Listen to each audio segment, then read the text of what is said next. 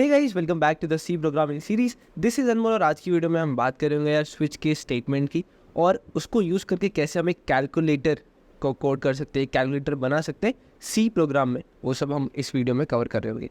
तो बात करेंगे सबसे पहले कि स्विच के स्टेटमेंट क्या होता है, क्या एक स्विच स्टेटमेंट है, कैसे हम उसको प्रोग्रामिंग में यूज़ करते हैं और कहाँ पे इसका यूज़ केस आता है। उसके बाद देखेंगे कि हमें कैलकुलेटर के प्रोजेक्ट में कैलकुलेटर का जो कोड कर रहा है उसका स्ट्रक्चर क्या हुआ और फिर एंड में हम उसका फाइनल कोड कर रहे होंगे यार। और इनपुट आप दोगे, आउटपुट भी आप दोगे और देखोगे कैसे एक बेसिक कैलकुलेटर की फंक्शनैलिटी हम सी प्रोग्रामिंग का यूज़ करके लाएंगे। ठीक है, तो स्टार्ट करते हैं सबसे पहले यार स्विच के स्टेटमेंट की कि स्विच के स्टेटमेंट होता क्या है। तो स्विच के सी में या किसी भी प्रोग्रामिंग में एक ऑल्टरनेटिव है इफ़ एल्स या इफ़ एल्स इफ स्टेटमेंट। ठीक है, काम ऐसे करता है, पहले मैं एक बेसिक सिंटैक्स बता देता हूँ उसका। तो यहाँ पे आप लिखते हो स्विच, ठीक है, यहाँ पे आप लिखते हो स्विच और फिर लिखते हो आप एक एक्सप्रेशन। ठीक है, कंडीशन नहीं, एक एक्सप्रेशन। अब क्या लिख रहे हो उसके भी बात करेंगे, बट स्विच के बाद आप लिखोगे एक्सप्रेशन। ठीक है, उसके बाद फिर लगाते हो आप ब्रैकेट्स। ठीक है, मैं एक थोड़ा बेसिक स्ट्रक्चर पहले ड्रॉ कर देता हूँ, उसके बाद बात करेंगे इसका क्या मतलब और कैसे हम इसको यूज़ करते हैं। ठीक है, तो लेट्स से मैं ऐसा लिख रहा हूँ केस और यहाँ पे फिर से आप एक एक्सप्रेशन लिखोगे। ठीक है, और यहाँ पे कुछ लाइन्स ऑफ कोड, फिर एक दूसरा केस, यहाँ पे एक फिर से एक्सप्रेशन, फिर यहाँ पे कुछ lines of code and so on. देखो, काम ये ऐसे कर रहा होता है, आप ऐसे समझ लो जैसे एक टोकन बेस्ड सिस्टम होता था ना, कि आपके पास एक टोकन है और मान लो 3 एम्प्टी स्लॉट्स हैं। अब ये ऐसे समझ लो, टोकन को छोड़ो, आपके पास एक की है, ठीक है, और आपके पास 3 लॉक, लॉक 1, लॉक 2 और लॉक 3। ठीक है, अब आपको ये पता है कि ये की होगी तो सिर्फ ये लेट्स से ये की किसी एक लॉक को खोलेगी फॉर एग्जांपल। ठीक है, तो अब या तो ये की इस लॉक को खोलेगी या इसको या इसको। तो स्विच की स्टेटमेंट भी कुछ इसी से काफ़ी सिमिलर है कि स्विच के अंदर आप एक एक्सप्रेशन लिखते हो। मान लो आपने यहाँ पे लिखा है 1, ठीक है, एक नंबर लिखा है आपने, 1 इज ऑल्सो एन एक्सप्रेशन, तो आप यहाँ पे मान लो लिखते हो 1। तो अब यहाँ पे केस पे आपकी वो स्विच का एक्सप्रेशन चेक होगा। अगर वो यहाँ पे 1 है, जैसे मान लो केस के बाद आपने एक एक्सप्रेशन 1 है और एक एक्सप्रेशन 2 है। अब ये चेक होता है कि स्विच वाला जो एक्सप्रेशन है वो किस केस से मैच कर रहा है। दोबारा सुनो, स्विच में जो आप एक्सप्रेशन लिखते हो, स्विच पे आप जो भी चीज़ लिख रहे होगे वो चीज़ कंपेयर होती है केस वाले एक्सप्रेशन में। तो मतलब हम स्विच में कुछ एक एक्सप्रेशन लिखेंगे और देखेंगे वो किस केस से मैच कर रहा है। अगर वो मल्टीपल केसेस से मैच कर रहा है तो वो मल्टीपल एग्जीक्यूट होगा, बट जिस से भी वो मैच कर जाएगा, जो सेम आ जाएंगे। जैसे मान लो यहाँ पे एक और केस होता जिस पे 1 लिख रहा होता और फिर यहाँ पे कुछ लाइन्स होती, तो जिस भी केस वाले ब्लॉक से, केस वाले स्टेटमेंट से वो मैच कर रहा है एक्सप्रेशन, वो वाली लाइन्स ऑफ कोड एग्जीक्यूट। ठीक है, ये काफ़ी एक सिंपल शॉर्टेड तरीका है जैसे हम इसको यूज़ करते हैं। अब मैं क्यों बोल रहा था ये इफ एल्स की इससे काफ़ी सिमिलर है, तो इफ एल्स में भी आप कंपेयर करते थे और फिर कंपैरिजन के बाद आपकी कुछ लाइन्स ऑफ कोड एग्जीक्यूट होती थी। वही सेम चीज़ यहाँ पे भी हो रही है कि हम कंपैरिजन बेस्ड एग्जीक्यूशन कर रहे हैं, कि पहले हम कंपेयर कर रहे हैं, अगर कंपैरिजन के बाद वो रिजल्ट सेम आ जाता है तो आप वो पर्टिकुलर केस के ब्लॉक की लाइन्स को एग्जीक्यूट करो।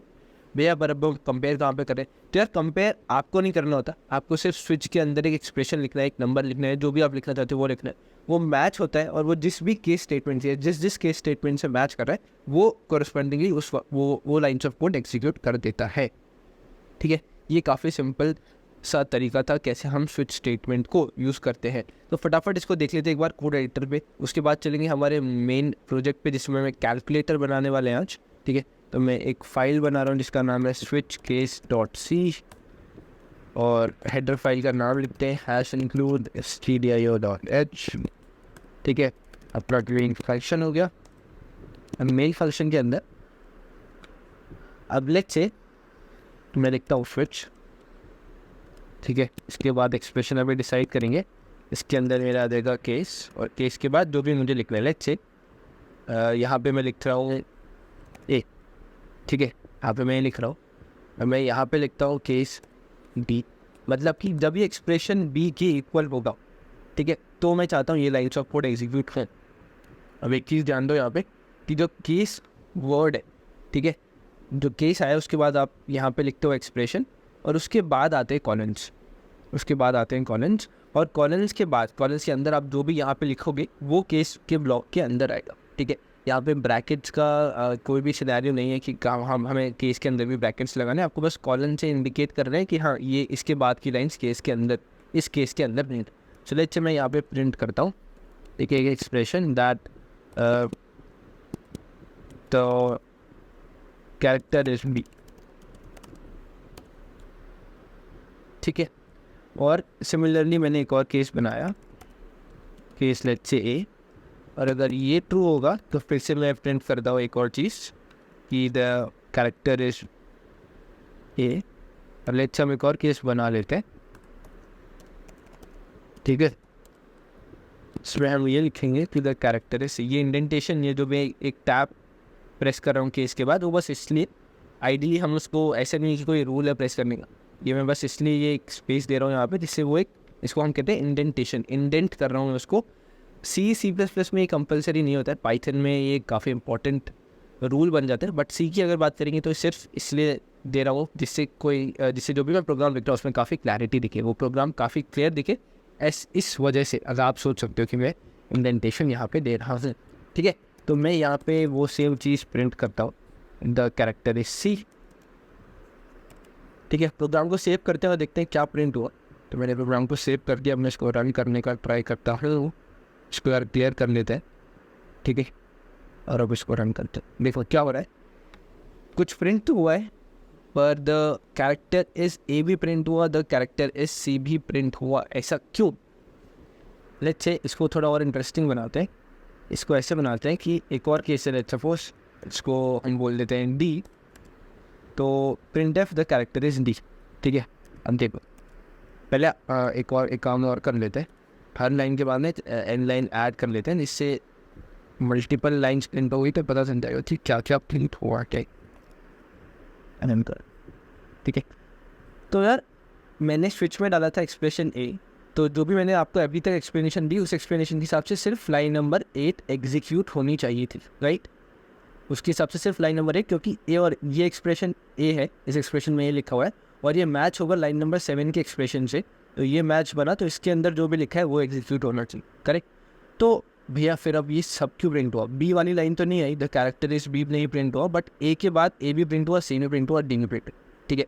अब अगर आपको लगता है कि आपका दिमाग काफ़ी अच्छा चल रहा है या नहीं भी चल रहा है, तो भी इस चीज़ को एक बार ट्राई करो कि अब मैंने इसकी पोजीशन चेंज कर रहा हूँ, ठीक है। अब मैं ए को, जो केस ए है उसको 3rd पोजीशन में लिख रहा हूँ, तो ध्यान से देखना क्या चेंज होता है। अब अगर मैं रन करता हूँ तो ए प्रिंट हुआ, क्योंकि ये ऐसे तो मैच हुआ। अब एक के बाद सिर्फ डी प्रिंट हुआ है, सी वाली लाइन जो हमें पहले प्रिंट होती हुई दिख रही थी वो नहीं हो रही, ठीक है। तो 2 मिनट सोचो, 2 मिनट दो इस वीडियो को और देखो कि क्या डिफरेंस आया, और मैं बताता हूँ ऐसा क्यों हो रहा है।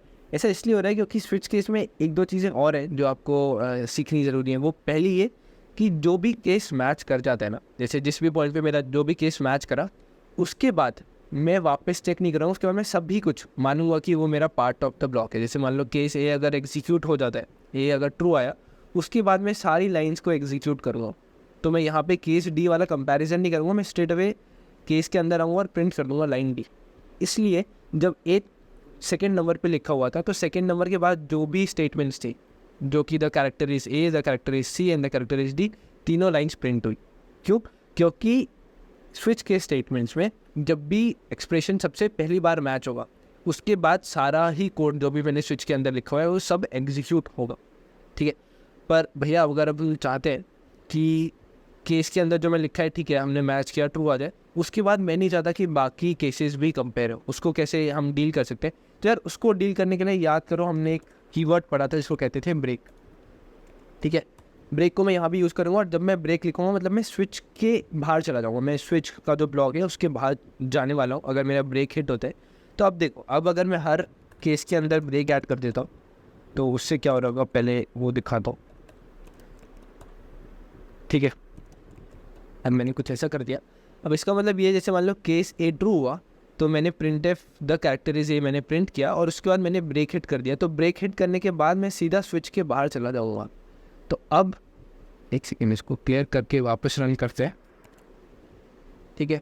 अब देखोगे तो सिर्फ एक लाइन प्रिंट होगी, द कैरेक्टर इज ए। अब आप इस केस ए वाले ब्लॉक कहीं पे भी रखो, 1st, 2nd, 3rd, 4th, सिर्फ इतना ही पार्ट प्रिंट होने वाला है। क्यों? क्योंकि अगर हम केस के अंदर आते, हमने प्रिंट किया कुछ लाइन, एक लाइन प्रिंट करी, उसके बाद break statement hit, break word hit हुआ, और क्योंकि वो इंस्ट्रक्शन एग्जीक्यूट होगा वो ब्रेक लूप से, मतलब लूप अभी यहाँ पे स्विच ब्लॉक है, वो क्योंकि स्विच ब्लॉक के बाहर जाएगा तो उसके बाद की जो भी लाइन्स है वो एग्जीक्यूट नहीं होने वाली है।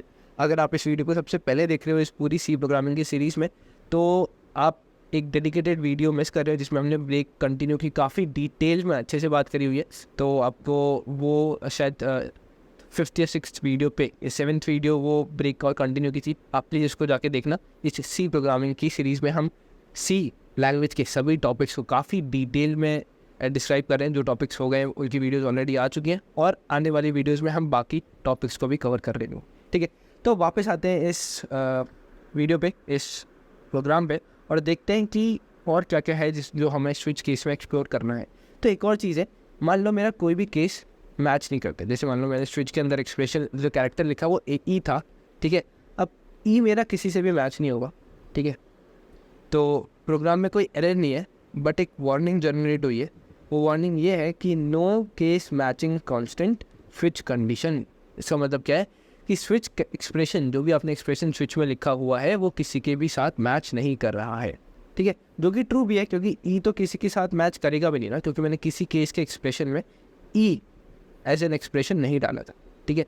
तो ऐसे केसेस में मेरे पास स्विच में एक और ऑप्शन होता है कि अगर मुझे ये वाले केसेस भी कवर करना है जब मेरा स्विच का एक्सप्रेशन किसी के साथ मैच नहीं हुआ, उसमें मेरे पास एक ऑप्शन होता है डिफ़ॉल्ट यूज़ करने में, ठीक है।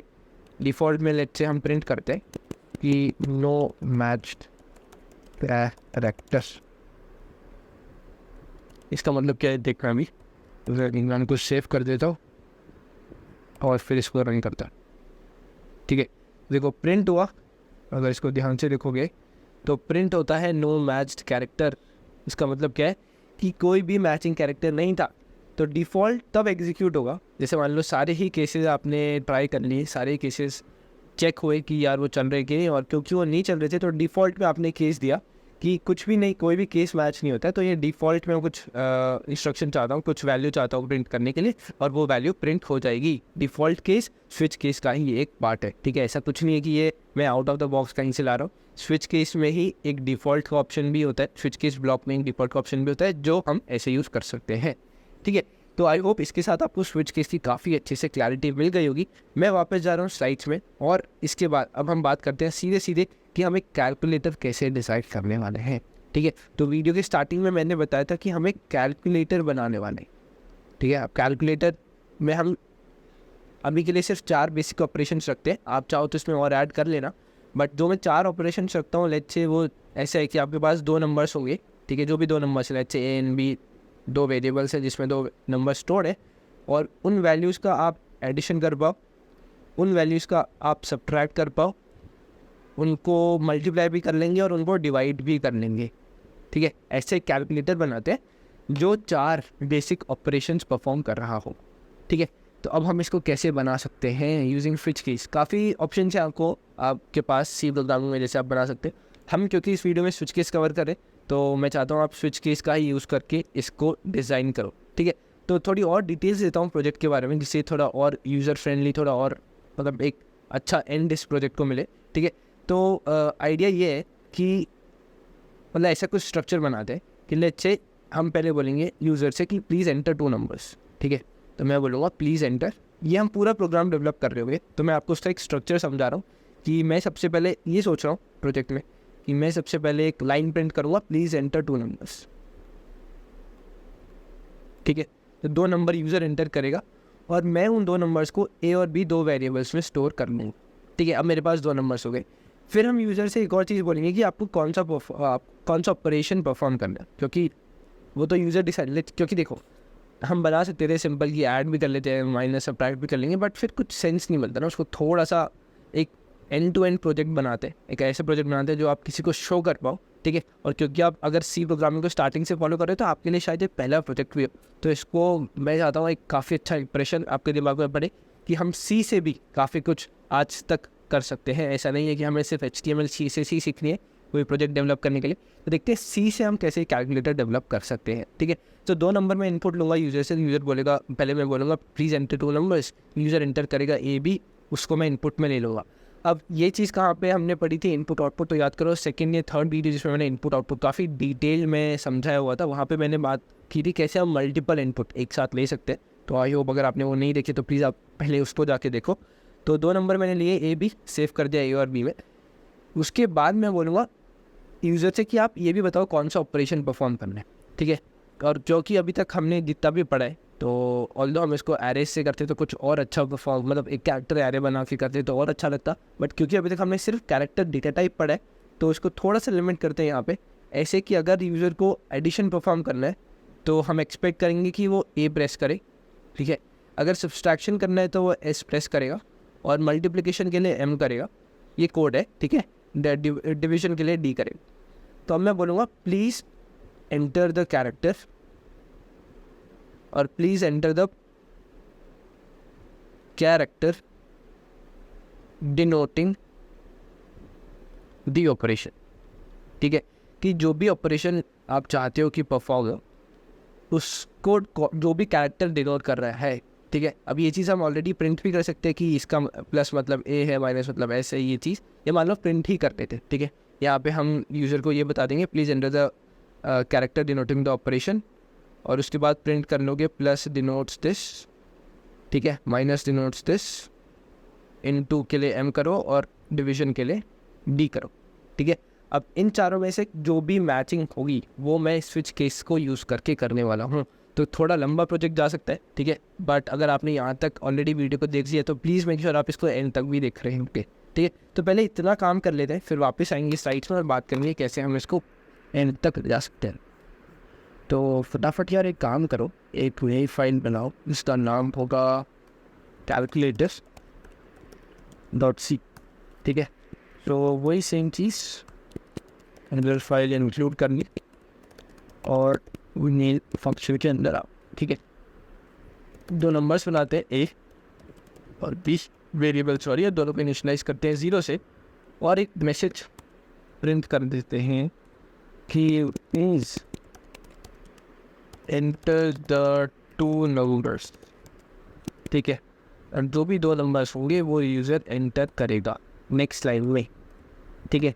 अब जो भी 2 नंबर उसने एंटर किए हुए वह स्कैन एफ यूज़ करके उसको इनपुट ए और बी में सेव कर लूँगा। तो स्कैन एफ के लिए मैंने क्या बताया था कि आपको फॉर्मेट स्पेसिफायर यूज़ करेंगे और एंड एम्परसेंड लगा के ये लिखेंगे एंड ए एंड बी, ठीक है।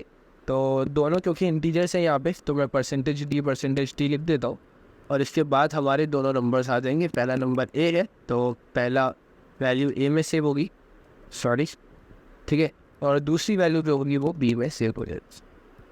तो मैंने अभी तक क्या कर लिया, मैंने एक मैसेज प्रिंट किया है जो कि बोलेगा प्लीज़ एंटर द 2 नंबर्स, और वो 2 नंबर्स को यूज़र एंटर करेगा और उसको मैं ए और बी में सेव कर लूँगा, ठीक है।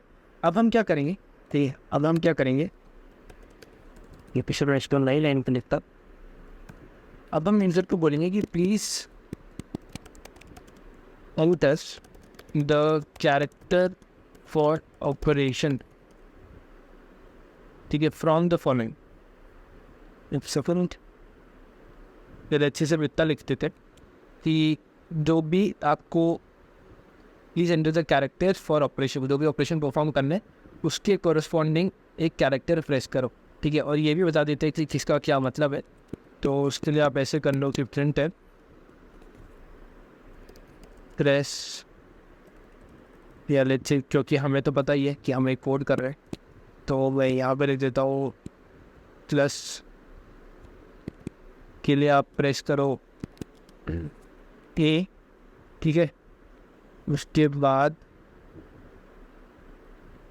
न्यू लाइन, और न्यू लाइन पे हम करेंगे कि माइनस के लिए आप प्रेस कर दो सब्सट्रैक्शन मतलब बी, सॉरी एस, ठीक है, इसके लिए आप एस प्रेस करो। और बाकी हमारे 2 ऑपरेशन और कौन से, मल्टीप्लिकेशन के लिए एस्टेरिस्क जो हमारा साइन होता है इसके लिए आप एम प्रेस करो, और डिवीजन के लिए, ठीक है, डिवीजन के लिए जो हम ये ऑपरेशन यूज़ करते हैं इसके लिए आप डी प्रेस करो। जब ये हो जाएगा तो देखते हैं क्या अभी तक सुन रहा है, ठीक है।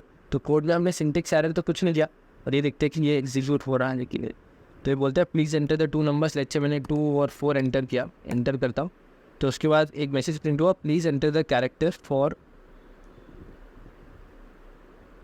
ऑपरेशन।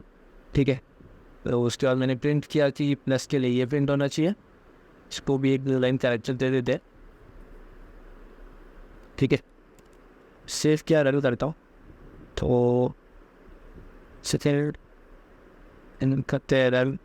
ये बोलता है प्लीज़ एंटर द 2 नंबर्स, तो मैंने 3 और 5 एंटर किया और please enter the character for operation. ठीक है, अब ये चीज़ें प्रिंट हो जाएगी। इसको सेव करके अगर मैं ऑपरेशन रन करूँ तो वो ठीक है।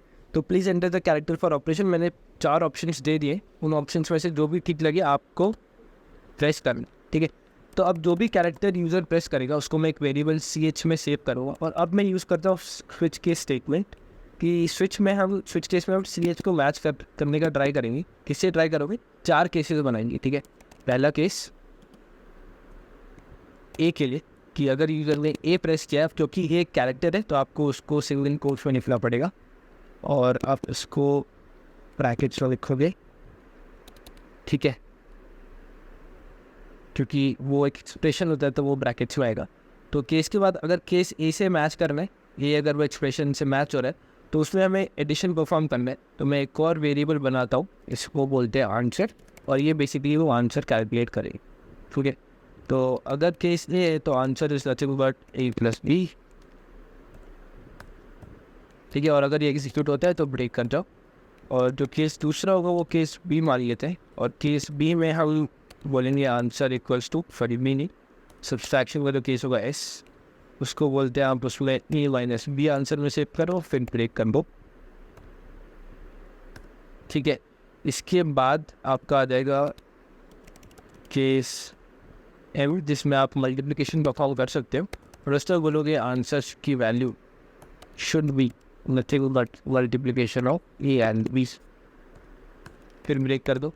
ठीक है, अब लास्ट केस बनाते हैं जिसमें आप डिवीजन परफॉर्म करने वाले थे, उसमें बोलते हैं आंसर इक्वल्स टू A/B। अब एक चीज़ काफ़ी ध्यान देने वाली वो ये है यहाँ पे कि मैंने A और B को इंटीजर्स मान के कोड लिखा हुआ है। तो याद करो, ऑपरेटर्स की वीडियो में हमने बात करी थी कैसे हम एक इंटीजर डिवीजन परफॉर्म करते हैं और कैसे हम एक फ्लोट डिवीजन परफॉर्म कर सकते हैं। तो अगर लेट्स से A की वैल्यू 15 है और B की वैल्यू 6 है, तो 15/6 इस को एक रिमाइंडर देगा, राइट। तो जो वैल्यू आएगी 15/6 आई थिंक वो आएगी 2.5 के आसपास। ठीक है, तो 2.5 को क्योंकि मैं एक इंटीजर में सेव नहीं कर सकता और मैंने यहाँ पे दोनों A और B इंटीजर्स बनाए, तो वो सिर्फ 2 सेव हो। उसको कैसे अवॉइड कर सकते हैं? उसको अवॉइड करने के लिए या तो एक ऑप्शन है कि आप A और B दोनों को फ्लोट मान लो, या किसी एक को फ्लोट मान लो जिससे वो डिवीजन परफॉर्म हो पाए। तो वो चीज़ क्योंकि यहाँ पे ज़्यादा रेलिवेंट है नहीं, यहाँ पे हम फोकस करने वाले हैं कैलकुलेटर बनाने में, तो वो चीज़ मैं वापस इसमें कवर नहीं कर रहा हूँ। अगर आपको ये चीज़ डिटेल पे देखिए तो आप ऑपरेटर्स वाली वीडियो पे जाके देखो, वहाँ पे काफ़ी अच्छे से मैंने इस बारे में बात की हुई। ठीक है, तो अगर डिवीजन है तो यार डिवीजन परफॉर्म कर दो और ब्रेक कर जाओ। अच्छा, ऐसा भी हो सकता है कि यूज़र ने कुछ लिखा तो है, ठीक है, कोई कैरेक्टर उसने लिखा बट वो मैच नहीं कर रहा, तो उस केस में हमें डिफ़ॉल्ट की काफ़ी अच्छा ज़रूरत पड़ जाएगी कि अगर उसने A, S, M या D में से कुछ भी नहीं लिखा तो इसका मतलब यूज़र ने कुछ गलत कैरेक्टर प्रेस किया है। तो इस केसेस में इन केस में हम चाहते हैं कि एक मैसेज प्रिंट हो, ये प्रिंट है, ठीक है, the character pressed is invalid. ठीक है, इस केस में हम चाहते हैं कि ये प्रिंट हो जाए कि जो भी कैरेक्टर आपने प्रेस किया है वो इनवैलिड है। एक ऑप्शन ये भी था कि आप आंसर वेरिएबल ना बना के यहाँ पे वैल्यू प्रिंट करना, और आई थिंक वही करने दो क्योंकि थोड़ा और ज़्यादा अच्छा लगेगा वो। ठीक है, तो हम यहाँ पे ही आंसर की वैल्यू प्रिंट कर सकते हैं। क्या कर सकते हैं? बिल्कुल कर सकते हैं।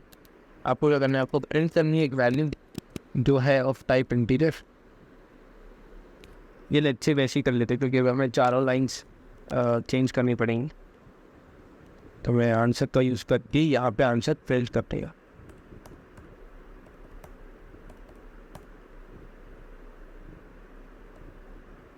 ठीक है, तो वो भी आंसर की वैल्यू है प्रिंट है।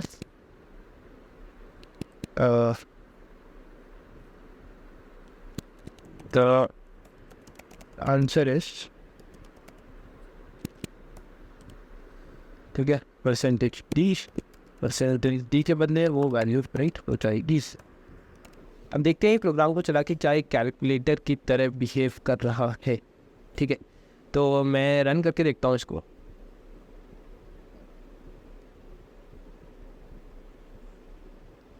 तो सबसे पहले बोलता है please enter the two numbers. ठीक है, तो मैं एंटर करने वाला हूँ 5 और दूसरा नंबर है लेट्स से 8। ठीक है, तो अब इसके बाद हमें एक मैसेज प्रिंट हुआ, please enter the character for operation, plus के लिए ए, माइनस के लिए एस, इंटू के लिए एम और डिवीजन के लिए डी। सो अब ये कुछ गड़बड़ हुई। अब ये गड़बड़ ये हुई कि ये खुद ही कैरेक्टर प्रेस्ड इज़ इनवैलिड और फिर आंसर भी प्रिंट हो गया और मैंने कैरेक्टर प्रेस नहीं किया था। ऐसा क्यों? क्योंकि यार मैंने CH एक कैरेक्टर डिफाइन किया बट मैंने उसको इनपुट में नहीं लिया। किसी भी पॉइंट पर अगर आप देखोगे तो मैंने वो कैरेक्टर इनपुट के लिए लाइन नहीं, मतलब मैंने scanf का यूज़ नहीं किया। तो क्योंकि हमें कैरेक्टर भी तो यूज़र से लेना है ना, आप तो ले रहे उसको, आप खुद ही अपने CH की जो भी वैल्यू होगी वो किसी से मैच नहीं हुई होगी, तो डिफ़ॉल्ट वैल्यू में जो भी लिखा हुआ तो वो प्रिंट होगी। फिर तो मैं यहाँ पे scanf कर रहा हूँ। आइडेंटिफायर इसका %C होता है। %C हम इसलिए यूज़ कर रहे हैं जिससे वो कैरेक्टर हम इनपुट ले पाए, और क्योंकि हम scanf के बाद जिससे पहले एक एम्परसेंड भी यूज़ करते थे, %C। ठीक है, आई होप अब ये प्रोग्राम चलना चाहिए। इसको रन करने का ट्राई करते हैं। तो please enter the two numbers, let's say the numbers are 5 and 8। When you press enter अब भी प्रॉब्लम आ रही है, ऐसा क्यों? तो यार मैंने तो एरर डिबग कर लिया है। एरर बेसिकली ये है कि जब आप इसको रन करते हो ना, तो सबसे पहले बोलता है please enter the two numbers. आपने लेट्स से 4 और 5 एंटर किया, तो इसने 4 एक नंबर लिया, 5 एक नंबर लिया, फिर ये बेसिकली लाइन नंबर 8 पे आ गया। ठीक है, इसने ये चीज़ प्रिंट करी, उसके बाद लाइन नंबर 9 प्रिंट करी, तो please enter the character for operation भी प्रिंट हुआ। और क्योंकि मैंने जब यहाँ पे एंटर प्रेस किया था तो ये सब चीज़ें हुई, बट ये लाइन नंबर 11 पे scanf के लिए नहीं रुका। ठीक है, ऐसा क्यों? ये प्रॉब्लम हमारे कोड में नहीं है, बेसिकली ये एक scanf की फंडामेंटल प्रॉब्लम है। वो ये है, उसके लिए मुझे आपको शायद साइट्स में जाके समझाना पड़ेगा कि जब भी मैं scanf यूज़ करता हूँ मल्टीपल टाइम्स, तो जब मैंने पहली बार scanf यूज़ किया तो मैंने A और B इनपुट में लिए। ठीक है, काफ़ी ध्यान से सुनना, काफ़ी इम्पॉर्टेंट टॉपिक है जो मेरे से मिस हो गया था अभी मल्टीपल scanf समझाने में के टाइम। तो लेट्स से जब आपने 10 और 5 दो नंबर इनपुट किए, 10 स्पेस 5, तो वो A और B रिस्पेक्टिवली में आए। फिर आपने एक एंटर प्रेस किया था, और मैंने आपको इनपुट वाली वीडियो में बताया था कि एंटर या स्पेस एक डी एलिमिनेटर की तरह ट्रीट होता है। ठीक है, तो वो डी एलिमिनेटर हुआ। तो जब आपने स्पेस एंटर करते हो ना, तो स्पेस एक्चुअली इनपुट बफर में ही रहते हैं। ठीक है, तो 10 को A असाइन हुआ, मतलब बेसिकली A को 10 असाइन हुआ, B को 5 असाइन हुआ। ये एंटर का जो आपने एंटर प्रेस किया था वो एक कैरेक्टर ही तो है। एंटर इज़ बेसिकली समथिंग ना, तो वो जो समथिंग है वो इनपुट बफर में रहता है। फिर जब आप नेक्स्ट टाइम scanf यूज़ कर रहे हो ना, तो ये इनपुट बफर है लेट्स सपोज, और ये आउटपुट बफर है। ठीक है, तो जब हमने पहला वाला इनपुट यूज़ किया था, उस इनपुट के बाद हमने कुछ लाइन्स प्रिंट करी तो आउटपुट में आएंगी, पर इनपुट में अगर आप देखो तो पहले से ऑलरेडी एक कैरेक्टर है। तो अब जब आप scanf में एक्सपेक्ट करते हो कि ये scanf रुकेगा और आप CH एंटर करोगे, तो वो नहीं रुका। क्यों? क्योंकि ऑलरेडी उसके पास एक कैरेक्टर था, तो ये कैरेक्टर डायरेक्टली यहाँ पे चला गया। ठीक है, तो बेसिकली हमारे पास ऑप्शन होता है गेट सी फंक्शन यूज़ करने का C लैंग्वेज में, या गेट कैर होता है शायद C++ में। बट यहाँ पे इस पॉइंट पे इसको अवॉइड करने के लिए मैं एक छोटा सा ट्रिक यूज़ करने वाला हूँ। वो ट्रिक कुछ ऐसा है कि हम क्या करेंगे, scanf के बाद एक स्पेस दे देंगे %C में। ऐसा क्यों? ऐसा इसलिए क्योंकि अब जो भी हम कैरेक्टर एंटर करने के लिए हम एक्सपेक्ट कर रहे थे कि वो रुकेगा, तो यहाँ पे वो एंटर को ट्रीट नहीं करेगा एज अ कैरेक्टर। ठीक है, वो एंटर को ट्रीट नहीं करेगा एज अ कैरेक्टर, और अब वो वेट करेगा basically for us to enter a new character. ठीक है, बेसिकली अगर आपने अच्छे 2 नंबर इनपुट करते हो 3 और 4, फिर आपने एंटर प्रेस किया, तो अब देखो ये यहाँ रुका है, please enter the character for operation. तो लेट्स से मैंने ये ऐड किया था, या मुझे एडिशन परफॉर्म करना है। जब मैंने एंटर किया तो आंसर आया, the answer is 7 which is correct. 3 + 4 is 7। ठीक है, तो दोबारा समझा देता हूँ अगर ये लास्ट वाला पार्ट क्लियर नहीं हुआ। तो दूसरे कभी भी आप C प्रोग्राम में अगर मल्टीपल scanf स्टेटमेंट्स यूज़ करें तो ये प्रॉब्लम आपके साथ हमेशा आने वाली है कि एक scanf में तो आपने ठीक है सब कुछ इनपुट ले लिया, बट उसके बाद आपने कुछ आउटपुट बफर में प्रिंट किया, और इस scanf के बाद आपने एक एंटर भी प्रेस किया था जो कि एक डी एलिमिनेटर की तरह ट्रीट हो रहा था। बट क्योंकि वो एंटर इनपुट बफर में ही रहता है तो वो एक प्रॉब्लम क्रिएट करता है। उस प्रॉब्लम का सोल्यूशन सिंपल ये है कि आप %c से पहले जब भी आप फॉर्मेट स्पेसिफाई करते हो उससे पहले एक स्पेस दे दो, जिससे वो एंटर कंसीडर ना हो, जो आपने इंटर प्रेस किया है वो एक कैरेक्टर की तरह ना लिया जाए और एक बेसिकली एक नए कैरेक्टर का अपडेट किया जाए। ठीक है, अब ज़्यादा डिटेल में इस चीज़ को नहीं बात करते हैं वरना आप फालतू में कंफ्यूज हो जाओगे। अभी के लिए आई होप ये ट्रिक काम कर गई हो। ठीक है, एक दूसरा ऑपरेशन इसको संभालने का ऐसा था कि आप यहीं पे यूज़र से नंबर्स भी पूछ लो और कैरेक्टर भी पूछ लो कि आपको क्या नंबर प्रिंट करने, 2 नंबर्स और ऑपरेशन, वो आपका फिर एक स्कैनफ से ही आपका पूरा चीज़ एग्जीक्यूट हो जाती। बट क्योंकि हमें एक प्रॉब्लम आई थी और मैं नहीं चाहता था कि उस प्रॉब्लम का सोल्यूशन बताए बिना ही हम एक मतलब है ना काम चलाओ या कुछ जुगाड़ टाइप करें जिससे चल जाए। अभी भी हमने जो यूज़ किया है वो ट्रिक है, एक फंडामेंटल कंसेप्ट भी है, बट जो प्रॉब्लम आई थी वो हमने एक्चुअली सॉल्व कर लिया, उसको हमने ऑमिट नहीं किया, उसको हमने साइड लाइन नहीं किया। ठीक है, तो ये पॉइंट था। तो वापस इसको आप कोड को थोड़ा रन करके देखते हैं कि कैसे कैसे चल रहे हैं। तो वो इसको क्लियर करता हूँ। ठीक है, और वापस इसको चला पड़े।